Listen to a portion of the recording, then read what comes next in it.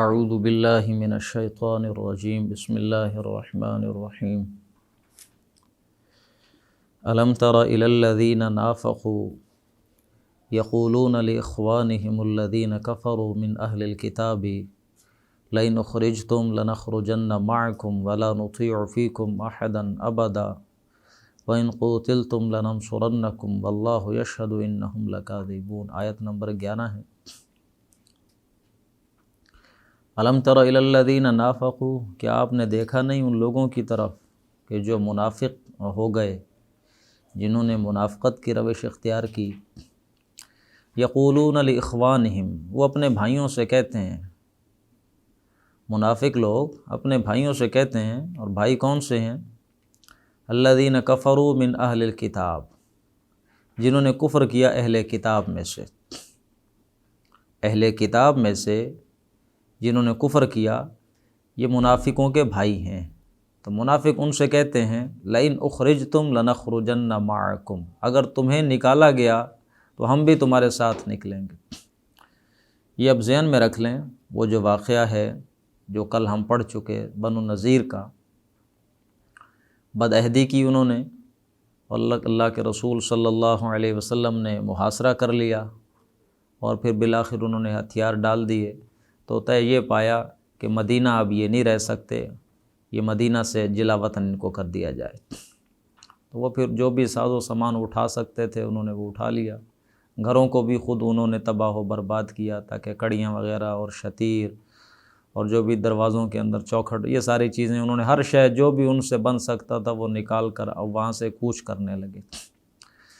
تو یہ بنو نذیر جو تھے یہودی، ان کے ساتھ دوستیاں تھیں نا مدینہ کے لوگوں کی، جو بھی کچھ لوگ اوس اور خزرج کے قبیلے میں سے تھے، جن کے اندر روش جو ہے وہ منافقانہ تھی، تو ان کے سے تعلقات تھے۔ تو اللہ فرما رہے ہیں یہ بھائی تھے ان کے، یہ جو منافق ہیں یہ اپنے جیسے بھائیوں سے کہتے ہیں، اہل کتاب میں سے جو کافر، ان سے کہتے ہیں جی اگر تمہیں نکالا گیا تو ہم بھی تمہارے ساتھ نکلیں گے، وَلَا نُطِيعُ فِيكُمْ أَحَدًا أَبَدًا، اور تمہارے معاملے میں ہم کسی اور کی بات قبول نہیں کریں گے۔ ٹھیک ہے، ہم محمد پر ایمان تو لائے ہیں صلی اللہ علیہ وسلم، لیکن اگر وہ ہمیں تمہارے خلاف کوئی بات اگر ہم کہیں گے تو پھر ہم ان کی بات بھی نہیں مانیں گے، ہم تمہارے ساتھ ہیں، تسلیاں دے رہے تھے۔ وَإِن قُوتِلْتُمْ، اور اگر تم سے قتال کیا گیا، جنگ تم پر مسلط کی گئی، تم سے لڑائی لڑی گئی، لَنَنْصُرَنَّكُمْ، تو ہم ضرور تمہاری مدد کریں گے۔ مسلمانوں نے اگر تمہارے ساتھ لڑائی کی تو ہم تمہارا ساتھ دیں گے، ان کا ساتھ نہیں دیں گے۔ واللہ یشہد انہم لکاذبون، اللہ گواہ ہے اس بات پر کہ وہ جھوٹ بول رہے ہیں، اللہ گواہی دے رہا ہے۔ لئن اخرجوا لا یخرجون معہم، اور اگر وہ نکالے گئے تو یہ ہرگز ان کے ساتھ نہیں نکلیں گے۔ یہ منافق ہیں، جھوٹے ہیں، یہ بات صحیح نہیں کرتے، یہ جو وعدے کر رہے ہیں بیکار وعدے۔ وَلَئِن قُوتِلُوا لَا يَنْصُرُونَهُمْ، اور اگر ان سے جنگ کی گئی تو یہ ہرگز ان کی مدد نہیں کریں گے۔ وَلَئِن نَصَرُوهُمْ، اور اگر مدد کی بھی صحیح تو لَيُوَلُّنَّ الْأَدْبَارَ، تو فوراً پھر پیٹھ دکھا کر بھاگ جائیں گے۔ ثُمَّ لَا يُنْصَرُونَ، پھر کہیں سے ان کو مدد نہیں ملے گی۔ یہ منافق اسی لیے تو ہیں کہ ان کے اندر وہ قوت ارادی نہیں ہے، وہ حوصلہ نہیں ہے، وہ پختگی نہیں ہے، جس کی وجہ سے یہ مومن نہیں بن سکے۔ ان کے اندر کوئی کردار مضبوط ہوتا تو مومن نہ ہو جاتے۔ تو یہ اب ان سے جو بات کہہ رہے ہیں، وعدے کر رہے ہیں، تو ان کے وعدہ پورا کرنے کی بالکل بھی امید نہیں ہے، یہ اس قابل نہیں ہے کہ اپنے یہ وعدے پورے کریں گے۔ لَأَنْتُمْ أَشَدُّ رَهْبَةً فِي صُدُورِهِمْ مِنَ اللَّهِ، مسلمانوں ان کے سینوں میں اللہ سے زیادہ اب تمہارا ڈر ہے۔ ڈاکٹر عبدالسمیع صاحب یہاں وہ ترجمہ کرتے ہیں کہ کیفیت یہ ہے کہ اللہ سے یہ نہیں ڈر رہے، مسلمانوں سے ڈر رہے ہیں، کیونکہ وہ سامنے کھڑے ہیں نا، مسلمان سامنے موجود ہیں، انہیں اندیشہ ہے کہ ان سے تو مار پڑے گی، یہ تو ہماری تلواروں سے ہماری گردنیں اڑائیں گے، تو وہ مسلمانوں سے ڈر رہے ہیں، اللہ سے نہیں ڈر رہے۔ تو ڈاکٹر عبدالسمیع صاحب ترجمہ کرتے ہیں کسون وڈا کے رب نہیں، وہ کہتے ہیں جی کسون یہ بڑا ہے، کیونکہ سامنے کھڑا ہے نا، ابھی یہ تو پڑ جائے گا، یہ ان کی وہ کیفیت ہے۔ اللہ فرما رہے ہیں کہ یہ اللہ سے زیادہ تم سے ڈر رہے ہیں۔ لَأَنْتُمْ أَشَدُّ رَهْبَةً فِي صُدُورِهِم مِّنَ اللَّهِ، ان کے سینوں میں تم سے زیادہ، اللہ سے زیادہ تمہارا ڈر ہے۔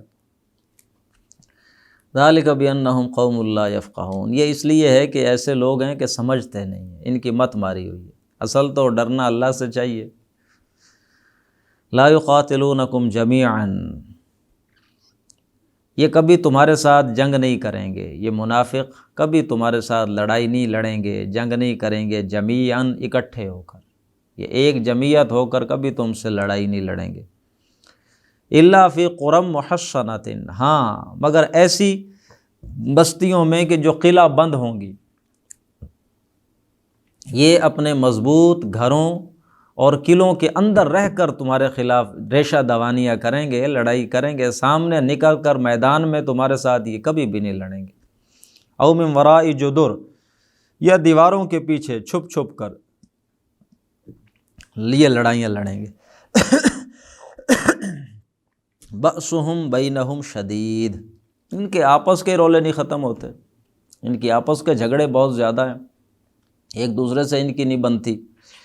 تحسبہم جمیعا، آپ ان کو سمجھتے ہیں کہ یہ جمعیت ہیں، ایک گروہ ہیں، جماعت ہیں، وقلوبہم شتیٰ، ان کے دل آپس میں پھٹے ہوئے ہیں، آپس میں ایک دوسرے کے ساتھ ان کی کوئی صلح نہیں ہے۔ بظاہر یہ جمعیت لگتے ہیں، اندر میں ہر ایک دوسرے کا خیر خواہ نہیں ہے، بدخواہ ہے، تو یہ آپ کے ساتھ نہیں لڑ سکتے مل کر اکٹھے ہو کر، ان کے اندر تو کوئی جماعت ہی نہیں ہے۔ ذالک بانہم قوم لا یعقلون، یہ اس لیے ہے کہ یہ لوگ عقل سے آ رہی ہیں، عقل ہی نہیں ہے ان کے پاس۔ کمثل الذین من قبلہم قریبا، کمثل الذین، ان لوگوں کی طرح، من قبلہم قریبا، جو ان سے پہلے ابھی بس تھوڑی دیر ہی پہلے جن کے ساتھ وہ معاملہ ہوا، ذاقوا وبال امرہم، انہوں نے چکھ لیا اپنے کیے کا وبال، وبال امرہم، اپنے امر کا، جو بھی ان کا معاملہ انہوں نے کیا اس کا وبال انہوں نے چکھ لیا۔ وَلَهُمْ عَذَابٌ أَلِيمٌ، ان کے لیے دردناک عذاب ہے۔ اب یہ بات ہو رہی ہے بنو قینقاع کی، یعنی اس صورت میں تو ذکر ہوا نا بنو نذیر کا، یہودیوں کا ایک قبیلہ بنو نذیر، غزوہ احد کے بعد اسے نکالا گیا، یہ جس کا ہم نے کل تذکرہ پڑھا تھا، بنو نذیر، یہ غزوہ احد کے بعد نکالا گیا۔ اور ان سے پہلے غزوہ بدر کے بعد بنو قینقاع جو قبیلہ تھا یہودیوں کا، اسے نکال دیا گیا تھا، انہوں نے بدعہدی کی، ان کو نکالا گیا، اس کے بعد انہوں نے بدعہدی کی، اب انہیں نکالا جا رہا ہے۔ اللہ فرما رہے ہیں یہ لوگ انہی لوگوں کی طرح جو ابھی کچھ دیر پہلے جنہوں نے نکالا گیا تھا، انہوں نے اپنے کیے کا وبال چکھ لیا تھا، تو یہ ان کا بھی معاملہ اسی طرح ہی ہے، اور ان کے لیے دردناک عذاب ہے۔ کمثل الشیطان، اور ان کی مثال شیطان کی طرح ہے۔ اذ قال للانسان نکفر، جب وہ انسان سے کہتا ہے بھائی کفر کر، فلما کفرا، پھر جب انسان کفر کر لیتا ہے، اللہ کے ساتھ دشمنی مول لے لیتا ہے، تو پھر شیطان کہہ دیتا ہے انی بری من کا، بھائی میرا تیرے ساتھ اب کوئی لینا دینا نہیں، میں تجھ سے بری، اللہ جانے تو جان، تو اب اللہ کا دشمن، انی اخاف اللہ رب العالمین، میں تو اللہ سے ڈرتا ہوں، وہ جو رب العالمین ہے۔ فَقَانَ عَاقِبَتَهُمَا، تو اب ان دونوں کا انجام یہ ہوگا، شیطان کا اور اس کفر کرنے والے کا، اب ان دونوں کا انجام یہ ہوگا کہ انہما فی النار، یہ ہوں گے آگ میں، خالدین فی، ہمیشہ رہیں گے اس میں، وذالک جزاء الظالمین، اور یہ ہے بدلہ، یہ ہے سزا ظالموں کی۔ یا ایھا الذین آمنوا، اے ایمان والو، اتقوا اللہ، اللہ کا تقوی اختیار کرو، اللہ سے ڈرو۔ وَلْتَنْظُرْ نَفْسٌ مَا قَدَّمَتْ لِغَدٍ، اور ہر نفس کو چاہیے کہ وہ دیکھے اس نے کل کے لیے کیا بھیجا ہے۔ یہ ہے مقام جو ہمارے لیے ٹھہر کے سوچنے کا مقام ہے۔ ہر انسان کو اللہ فرما رہے ہیں دیکھنا چاہیے کہ اس نے کل کے لیے کیا بھیجا ہے۔ اس زندگی کا کوئی بھروسہ نہیں ہے، عارضی زندگی ہے، ہم نے تمہیں بھیجا اس لیے ہے کہ تمہیں دیکھیں ہماری بات مانتے ہو کہ نہیں مانتے۔ تو ہر شخص کو سوچنا چاہیے کہ اگر ہم اسے آج بلا لیں تو اس کی تیاری ہے ہمارے پاس آنے کی۔ واتقوا اللہ، اور اللہ سے ڈرو۔ یہ آیت ہے کہ ایک ہی دفعہ، دو دفعہ ڈرنے کا حکم دیا جا رہا ہے، تقوی کا حکم دو دفعہ آیا۔ ان اللہ خبیر بما تعملون، اللہ باخبر ہے پوری طرح جو بھی تم کر رہے ہو اس سے۔ ولا تکونوا کالذین نسوا اللہ فانساہم انفسہم، اور دیکھو ان لوگوں کی طرح نہ ہو جاؤ جنہوں نے اللہ کو بھلا دیا، فَأَنْسَاهُمْ أَنفُسَهُمْ، تو اللہ نے سزا یہ دی کہ انہیں اپنے آپ سے ہی غافل کر دیا۔ اولئک هم الفاسقون، یہی لوگ ہیں نافرمان لوگ۔ لا یستوی اصحاب النار واصحاب الجنہ، جنتی اور جہنمی برابر نہیں ہو سکتے۔ اصحاب الجنت هم الفائزون، جنتی کامیاب لوگ ہیں، جہنمی تو ناکام ہو گئے، تو اب جلنا ہے ہمیشہ ان کے لیے، جنتی کامیاب۔ اب یہ ایک آیت آ رہی ہے جو قرآن مجید کی عظمت کے حوالے سے بے مثال ہے۔ لو انزلنا هذا القرآن، اگر ہم اس قرآن کو نازل کر دیتے علی جبل، پہاڑ کے اوپر، لرأیتہ، آپ دیکھتے اس پہاڑ کو، خاشعا متصدعا، وہ دب جاتا، پھٹ جاتا، من خشیت اللہ، اللہ کے ڈر سے۔ وتلک الامثال، اور یہ ہیں مثالیں، نضربها للناس، ہم یہ لوگوں کے سامنے بیان کرتے ہیں، لعلہم یتفکرون، تاکہ وہ غور و فکر کریں۔ واللہ الذی لا الہ الا ہو، اللہ وہ ذات ہے کہ جس کے سوا کوئی الہ نہیں، عالم الغیب والشہادہ، وہ ہے جاننے والا غیب کا بھی اور حاضر کا بھی۔ هو الرحمن الرحیم، وہ اللہ بہت مہربان ہے، رحم فرمانے والا ہے۔ واللہ الذی لا الہ الا ہو، وہ اللہ ہی ہے کہ اس کے سوا اور کوئی الہ نہیں ہے۔ الملک، وہ ہے بادشاہ، بادشاہ حقیقی، اصل بادشاہ، الملک۔ القدوس، نہایت پاک۔ السلام، وہ سراسر سلامتی ہے، سلام، امن، سکون اسی سے ہے۔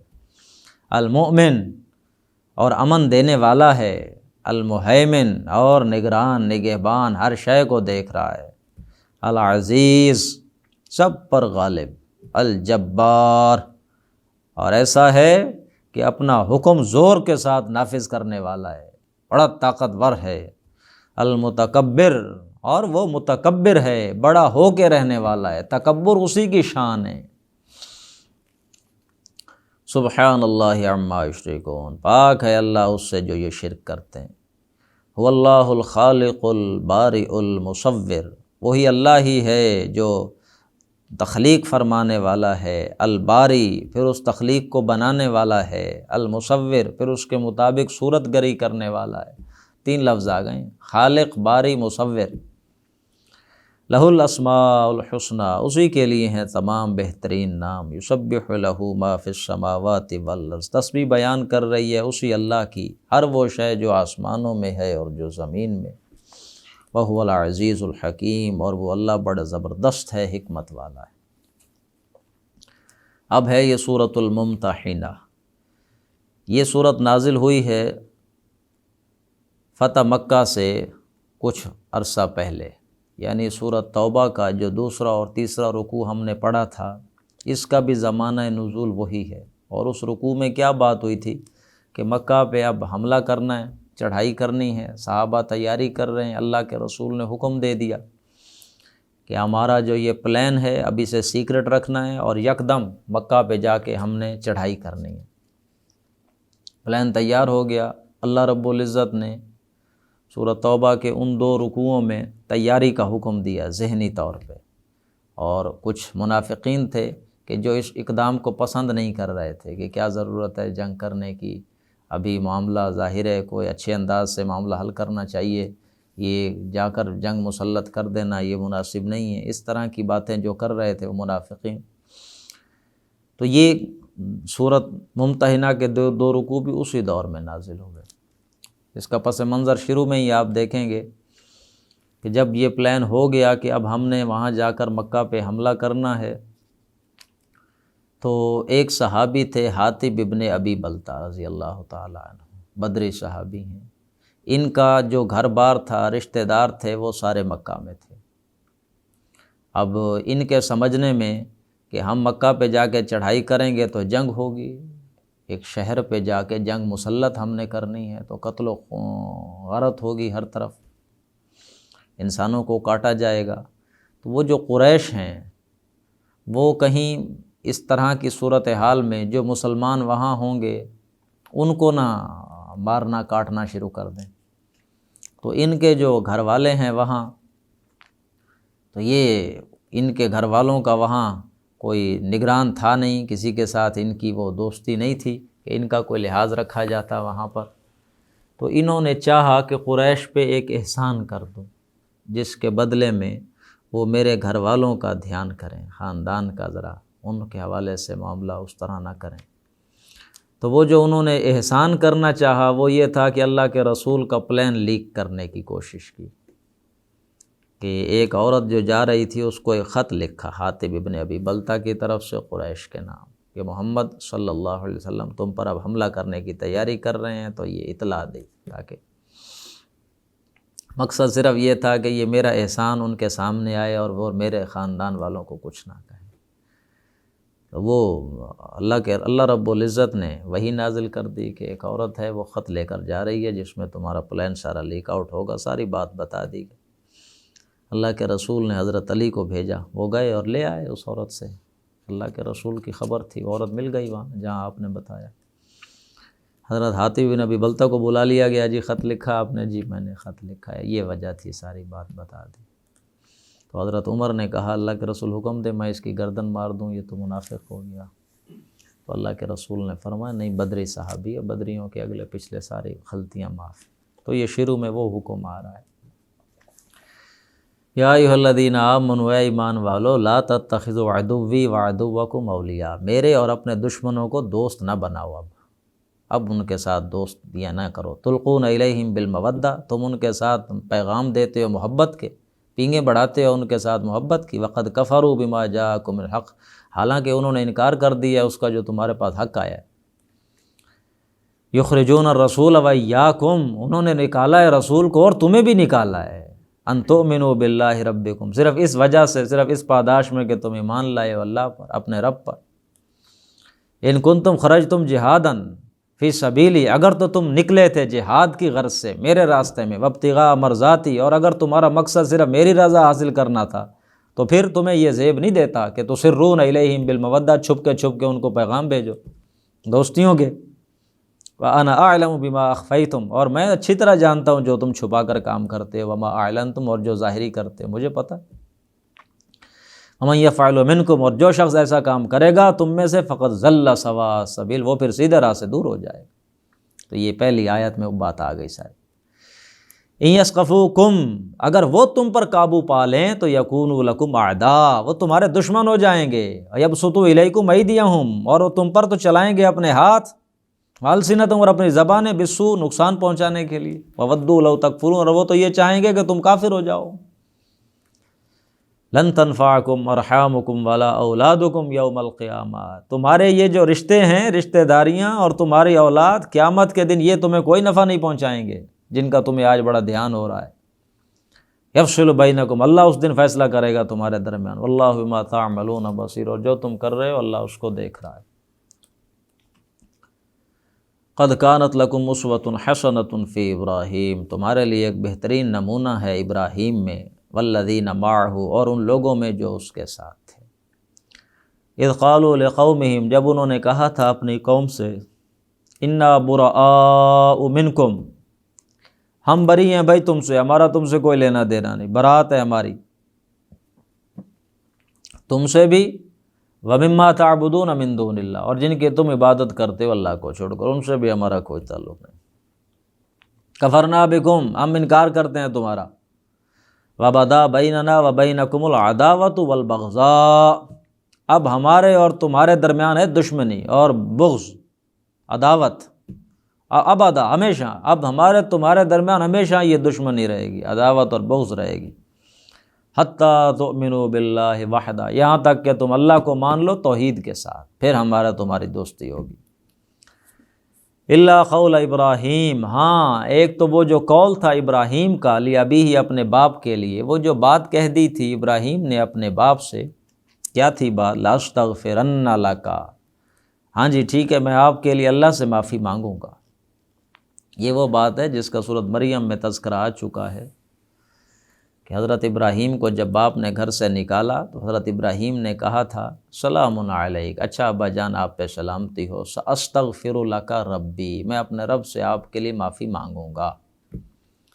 تو اس کا ذکر کیا جا رہا ہے کہ وہ جو ابراہیم نے اپنے باپ سے یہ بات کہی تھی کہ میں آپ کے لیے معافی مانگوں گا، وما املک لک من اللہ من شیء، اور ساتھ یہ بھی کہا تھا ابراہیم نے کہ اللہ کے معاملے میں میں کوئی اختیار نہیں رکھتا آپ کو بچانے کا، بس یہ ہے کہ میں معافی کی درخواست اللہ سے کروں گا۔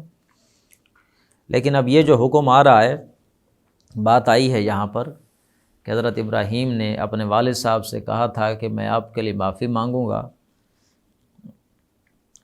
اس کی وضاحت پھر سورۃ توبہ میں آ گئی ہے، جو سن 9 ہجری میں غزوہ تبوک کے وقت جو آیات نازل ہوئیں، اس میں اللہ نے واضح فرما دیا کہ کسی نبی کے یہ لائق نہیں ہے کہ کسی مشرک کے لیے معافی مانگے۔ سورۃ توبہ کی آیتوں میں کسی نبی کو یہ زیب نہیں دیتا، ما کان للنبی والذین آمنوا، نبی کو زیب نہیں دیتا، ایمان والوں کو زیب نہیں دیتا، ان یستغفروا للمشرکین، کہ وہ معافیاں مانگے مشرکین کے لیے، ولو کانوا اولی قربا، اگرچہ ان کے رشتہ داری کیوں نہ ہو، من بعد ما تبین لہم انہم اصحاب الجحیم، بعد اس کے جب پتہ چل گیا وہ جہنمی ہیں۔ تو آگے وضاحت کی ہے کہ وما کان استغفار ابراہیم لابیہ، اور نہیں تھا وعدہ ابراہیم کا اپنے باپ کے لیے معافی مانگنے کا، الا موعدۃ وعدہا ایاہ، اس نے وعدہ کیا تھا اس لیے اس نے معافی مانگی۔ فلما تبین لہ، پھر جب ابراہیم پہ واضح ہو گیا، یہ میں سورۃ توبہ کی آیتیں پڑھ رہا ہوں، یہ نہیں، فلما تبین لہ انہ عدو اللہ تبرأ منہ، جب ابراہیم کو واضح ہو گیا کہ اس کا باپ اللہ کا دشمن ہے تو پھر اس نے برات کر لی تھی اپنے باپ سے۔ تو یہ حکم پہلے والا ہے، اس کے بعد سورۃ توبہ میں واضح کر دیا تھا کہ ابراہیم نے برات کر دی تھی اپنی اس بات سے بھی، میرا کوئی تعلق نہیں ہے باپ سے، میں معافی نہیں مانگوں گا۔ ربنا علیک توکلنا، اے رب ہمارے، ہمارا بھروسہ تو تجھ پر ہی ہے، والیک انبنا، تیری طرف ہم رجوع کرتے ہیں، والیک المصیر، تیری طرف ہی لوٹنا ہے۔ ربنا لا تجعلنا فتنہ، اے اللہ تو ہمیں آزمائش نہ بنا، للذین کفروا، کافروں کے لیے، کافروں کے لیے آزمائش ہمیں نہ بنا، ہمارے ذریعے سے کافروں کی آزمائش نہ کر۔ اللہ نے آزمایا کن کو؟ کافروں کو، بات مانتے ہیں کہ نہیں مانتے، ظلم کرتے ہیں کہ عدل سے کام لیتے ہیں۔ اللہ آزمائش کن کی کر رہا ہے؟ کافروں کی۔ آزمائش کافروں کی ہو رہی ہے، لیکن وہ ظلم کر کس پہ رہے ہیں؟ مسلمان۔ اللہ ان کی آزمائش کے لیے ہمیں فتنہ، تو نے دوسروں کی آزمائش کرنی ہے تو ہم تختہ مشق اس کے نہ بنیں، اللہ ہمیں بچائی ہو۔ یہ آج کل کے دور میں بھی ہوتا ہے نا، اللہ آزما کسی کو رہا ہوتا ہے، لیکن اس کے نتیجے میں ظاہر ہے کسی پہ وہ ظلم کر رہا ہے نا، کہ وہ آزمایا جا رہا ہے۔ تو یہ دعائیں مانگتے رہنا چاہیے، اللہ ہمیں تو تختہ مشق لوگوں کی آزمائش کا، ہاں کہ لوگوں پہ جو آزمائشیں تو نے کافروں سے لینی ہیں ان کے لیے ہمیں فتنہ نہ بنا۔ واغفر لنا ربنا، اے رب ہمارے تو ہمیں معاف فرما دے، انک انت العزیز الحکیم، بے شک تو ہی ہے زبردست اور بڑے حکمت والا۔ لقد کان لکم فیہم اسوۃ حسنہ، بلا شبہ ہے تمہارے لیے ان میں ایک بہترین نمونہ، لمن کان یرجو اللہ والیوم الآخر، ہر اس شخص کے لیے کہ جو امید رکھتا ہو اللہ کی، یعنی اللہ سے ملاقات کی، والیوم الآخر، اور آخرت کی۔ ومن یتولی، تو جو منہ موڑ لے گا، فإن اللہ هو الغنی الحمید، بے شک اللہ تو ہے ہی غنی، بے نیاز، الحمید ہے، وہ تو حمد و ثنا کے لائق۔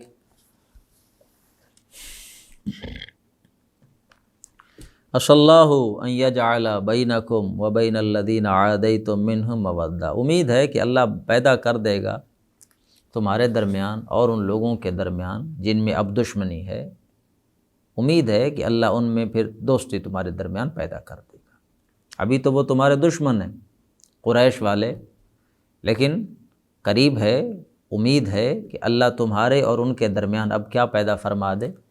دوستی پیدا فرما دے، محبت اور مودت پیدا فرما دے۔ کتنی دیر لگی پھر؟ یہ آیتیں نازل ہوئی ہیں فتح مکہ سے کچھ پہلے، پھر مکہ فتح ہو گیا،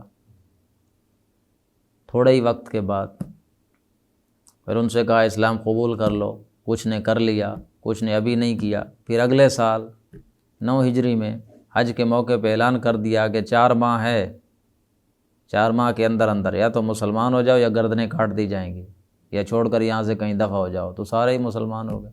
تو پھر جب مسلمان ہو گئے تو دین میں کیا ہو گئے؟ بھائی ہو گئے۔ تو امید ہے کہ اب تمہارے اور جن کے درمیان دشمنی ہے اللہ تمہارے دلوں میں مودت پیدا فرما دے۔ واللہ قدیر، اللہ بڑی قدرت رکھتا ہے، واللہ غفور رحیم، اور اللہ ہے بخشنے والا مہربان۔ لا ینہاکم اللہ عن الذین لم یقاتلوکم فی الدین، اللہ نہیں منع کرتا تمہیں ان لوگوں سے جنہوں نے تمہارے ساتھ لڑائی نہیں لڑی دین میں، ولم یخرجوکم من دیارکم، اور تمہیں نکالا بھی نہیں تمہارے گھروں سے۔ سارے کافر ایک جیسے نہیں ہیں، وہ کافر کہ جنہوں نے تمہارے ساتھ لڑائی نہیں لڑی، تمہیں اب تمہارے گھروں سے نہیں نکالا، ان تبروہم، اللہ تمہیں نہیں منع نہیں کرتا کہ تم ان سے اچھائی کرو اچھائی، ان سے کوئی بھلائی کر دو، اچھا سلوک کرو، وتقسطوا الیہم، اور ان کے ساتھ انصاف کرو، ان اللہ یحب المقسطین، اللہ پسند کرتا ہے انصاف کرنے والوں کو۔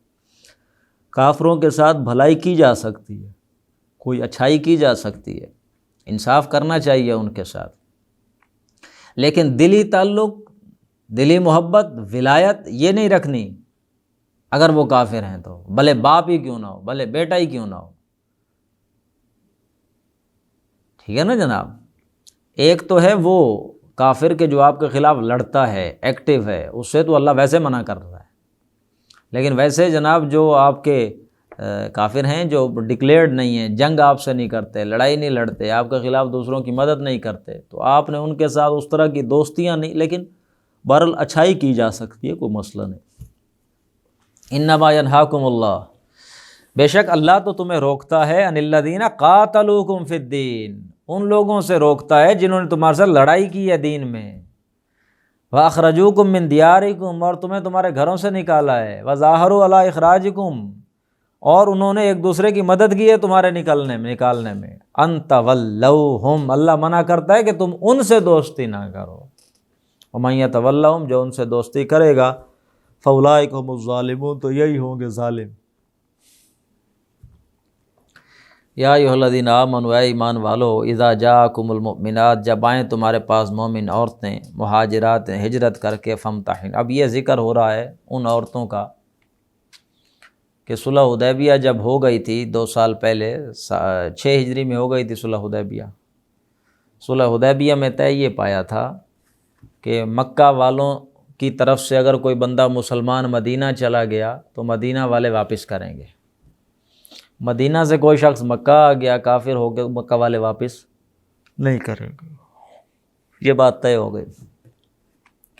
اب اس کے بعد ہوا یوں کہ کچھ عورتیں آ گئیں مکہ سے ہجرت کر کے مدینہ، تو ان کا مطالبہ تھا کہ انہیں واپس کیا جائے، تو اللہ کے رسول نے صلی اللہ علیہ وسلم واضح کیا کہ ہمارا معاہدہ ہوا تھا، صلح ہوئی تھی، اس میں مردوں کا ذکر تھا، عورتوں کا نہیں تھا، تو ہم یہ عورتیں واپس نہیں کریں گے، ہم نے معاہدے کے روح سے مردوں کو واپس کرنا، تو یہ ہم عورتوں کو واپس نہیں کریں گے۔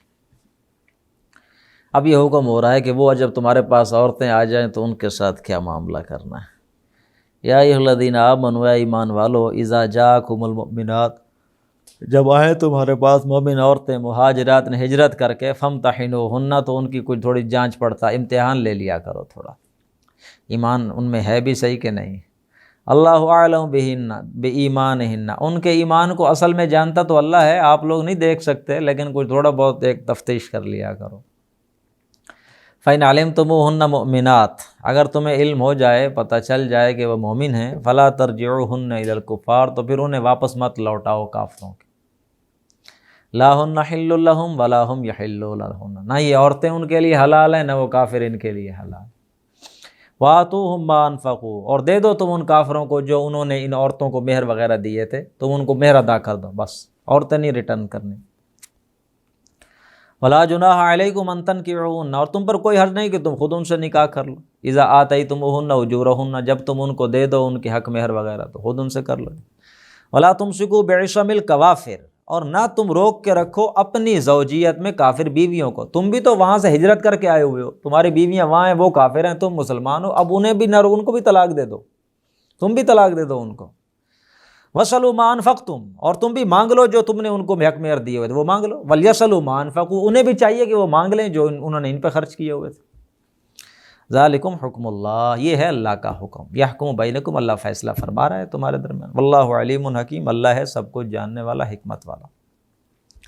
وَإِنْ فَاتَكُمْ شَيْءٌ مِّنْ أَزْوَاجِكُمْ إِلَى الْكُفَّارِ، اور اگر رہ جائے کچھ تمہاری بیویوں کے مہر میں سے، إِلَى الْكُفَّارِ، کافروں کی طرف، فَعَاقَبْتُمْ، پھر تمہارے ہاتھ کوئی لگ جائے، کوئی موقع، کوئی جنگ ہو جائے، کوئی مال غنیمت آ جائے، فآتوا الذین ذہبت ازواجہم مثل ما انفقوا، تو اس میں سے دے دو ان مردوں کو جن کی بیویاں ادھر چلی گئی ہیں اتنا جتنا انہوں نے خرچ کیا ہوا تھا۔ واتقوا اللہ الذی انتم بہ مؤمنون، اور ڈرو اللہ سے، وہ اللہ کے جس پر تم ایمان رکھتے ہو۔ یا ایھا النبی، اب یہ آیت آ رہی ہے آخری نہیں سیکنڈ لاسٹ، اور اس میں عورتوں کے ساتھ جو اللہ کے رسول نے بیعت کی ہے صلی اللہ علیہ وسلم، اس بیعت کا متن آ رہا ہے، یعنی یہ عورتوں کو ایک خاص اللہ رب العزت نے فضیلت دے دی ہے۔ مردوں کے ساتھ جتنی بیعتیں ہوئی ہیں اللہ کے رسول کی صلی اللہ علیہ وسلم، کسی کا کوئی ٹیکسٹ نہیں آیا، متن نہیں آیا۔ عورتوں کے ساتھ بیعت ہوئی ہے، متن قرآن میں ہے کہ بیعت اللہ کے رسول کر رہے ہیں عورتوں سے ان چیزوں پہ۔ مردوں کے ساتھ بیعت ہوئی ہے، بیعت رضوان ہے، بیعت عقبہ اولیٰ ہے، بیعت عقبہ ثانی، احادیث میں ہیں الفاظ، قرآن میں اس طرح کے الفاظ۔ عورتوں سے بیعت ہوئی ہے، قرآن میں ٹیکسٹ آ گیا، سارا متن آ گیا۔ یا ایھا النبی، اے نبی، اذا جاءک المؤمنات، جب آئیں آپ کے پاس مومن عورتیں، یبایعنک، آپ سے بیعت کرنے کے لیے، الا اللہ یشرکنا، تو پھر انہیں چاہیے کہ وہ عہد کریں اس بات کا، وہ بیعت دیں اس بات کی۔ کیا بات ہے؟ اللہ یشرکن باللہ شیئا، کہ وہ شریک نہیں ٹھہرائیں گی اللہ کے ساتھ کسی کو بھی، پہلی بات یہ ہوگی۔ ولا یسرقن، چوری نہیں کریں گی، ولا یزنین، زنا نہیں کریں گی، ولا یقتلن اولادہن، اپنی اولاد کو قتل نہیں کریں گی، ولا یأتین ببہتان یفترینہ بین ایدیہن وارجلہن، اور ایسا نہیں کریں گی کہ ہمیں بہتان گھڑ لیں، حقیقت کوئی نہ ہو، اسکینڈلائز کر دینا چیزوں کو، ایسی حرکت، اس بات پہ بیعت لیں ان عورتوں سے کہ اس طرح کی گھٹیا بات کوئی نہیں کریں گی۔ یہ ہمیشہ تاریخ رہی ہے، انبیاء پر لگتے رہے ہیں یہ الزامات، تہمتیں، تو عورتوں سے بیعت لیں کہ یہ ایسی حرکت نہیں کریں گے۔ ولا یعصینک فی معروف، اور آپ کے ہر جائز حکم میں آپ کی خلاف ورزی نہیں کریں گے۔ فبایعہن، اگر یہ ساری چیزیں وہ مانیں تو پھر آپ ان کی بیعت لے لیجئے، آپ ان سے بیعت کر لیجئے۔ واستغفر لہن اللہ، اور اللہ سے ان کے لیے معافی طلب کریں، اللہ سے بھی دعا کریں ان کی مغفرت کی۔ ان اللہ غفور الرحیم، بلا شبہ اللہ بخشنے والا ہے، رحم فرمانے والا ہے۔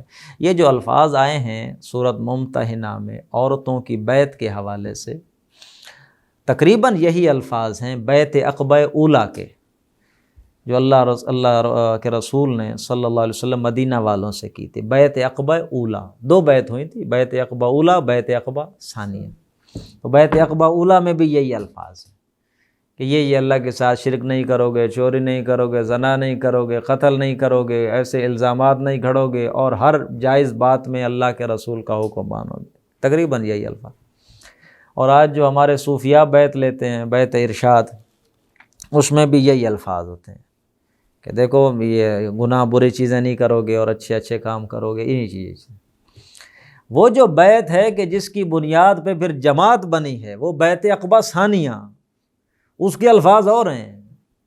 ان چیزوں میں جماعتی نظم کی پابندی کی بیعت نہیں ہے۔ وہ جو اصل بیعت جس پہ پھر مدینہ میں جا کے ایک جماعت وجود میں آئی، وہ اور بیعت ہے، وہ یہ نہیں، اس میں تو الفاظ ہیں۔ حضرت عبادہ ابن صامت رضی اللہ تعالی عنہ کے بخاری شریف اور مسلم شریف دونوں میں یہ روایت ہے، بایعنا رسول اللہ صلی اللہ علیہ وسلم علی السمع والطاعۃ فی العسر والیسر والمنشۃ والمکرہ، ہم نے بیعت کی تھی اللہ کے رسول سے صلی اللہ علیہ وسلم۔ بیعت کس بات پہ کی تھی؟ علی السمع والطاعۃ، سنیں گے اور مانیں گے، ڈسپلن۔ ہم نے تو اس بات پہ بیعت کی ہے، سم و طاعت، لسن اینڈ اوبے۔ اور یہ لسن اینڈ اوبے کیسے ہوگا؟ فی العسر والیسر، تنگی میں بھی، آسانی میں بھی، فی المنشۃ والمکرہ، طبیعتیں آمادہ ہوں، سمجھ آ رہی ہو کہ یہ حکم ہاں ٹھیک ہے، یہ تو بات صحیح ہے، والمکرہ، بھلے ہمیں اچھی نہ لگ رہی ہو، ہمیں جبر کرنا پڑے اپنے مزاج پہ، پھر بھی بات مانیں گے۔ وعلی اثرۃ علینا، اگرچہ ہم پہ دوسروں کو ترجیح دے دی جائے، ہم یہ نہیں کہیں گے کہ اس کو کیوں بنا دیا، میں اس سے زیادہ اس میں جماعت میں نے وقت لگایا ہے، اس کو امیر آپ کیسے بنا سکتے ہیں، اس میں تو یہ صلاح نہیں نا، ہم ایسا نہیں کریں گے۔ والا اللہ ننازع الامر اہلہ، اور جن کو اللہ کے رسول امیر بنا دیں گے ان سے جھگڑا نہیں کریں گے ان کے معاملے، ہم نے اس پہ بیعت کی۔ والا ان نقول بالحق، اور اس بات پر بیعت کی کہ ہم حق بات کہیں گے، اینما کنا، جہاں بھی ہوں گے۔ لا نخاف فی اللہ لومۃ لائم، اللہ کے معاملے میں ہمیں کسی ملامت کرنے والے کی ملامت سے زبان بند نہیں کریں گے، سچی بات کیا کریں گے۔ یہ ہے جس پر پھر وہ جماعتی زندگی، صحابہ کرام کی جماعت پر وہ۔ اور یا اب آخری آیت رہ گئی ہے سورۃ ممتحنہ کی، یا ایھا الذین آمنوا، اے ایمان والو، لا تتولوا قوما، دوستیاں نہ گانٹھو، اپنی دوستیاں نہ بناؤ اس قوم سے، غضب اللہ علیہم، جن پر اللہ کا غضب ہوا۔ اللہ کا غضب کن پہ ہوا؟ کون سی قوم مغضوب علیہم؟ یہودی ہیں، ان یہودیوں سے دوستیاں نہ گانٹھو۔ قد یئسوا من الآخرہ، وہ آخرت سے مایوس ہو چکے ہیں، کما یئس الکفار من اصحاب القبور، جیسے کافر قبروں والے مایوس ہو گئے۔ اب جو کافر قبروں میں چلے گئے انہیں پتہ چل گیا ہے کہ ہمارے ساتھ کیا حشر ہو رہا ہے، اب وہ مایوس ہیں۔ تو بارک اللہ لی ولکم فی القرآن العظیم، ونفعنی وإیاکم بالآیات والذکر الحکیم۔